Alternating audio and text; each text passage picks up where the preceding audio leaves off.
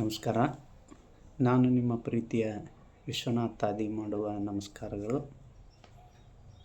ಇವತ್ತು ಒಂದು ಕವನವನ್ನು ವಾಚನ ಮಾಡುತ್ತಿದ್ದೇನೆ. ಆ ಕವನದ ಶೀರ್ಷಿಕೆ ಹೆಸರು IPL.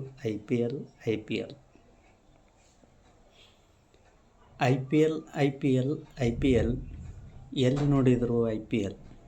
ಹುಡುಗ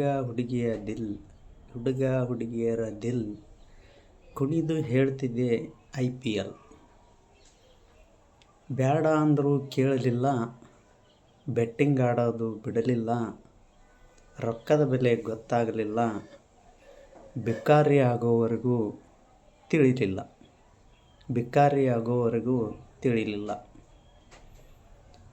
ಮ್ಯಾಚು ಗೆದ್ರೇನು ಬಿಟ್ರೇನು, ಕಷ್ಟದಾಗ ಅದಿ ಅಂತಾರೇನು, ಕೈ ಖಾಲಿಯಾದ್ರೆ ಬಂದು ನಿಲ್ತಾರೇನು,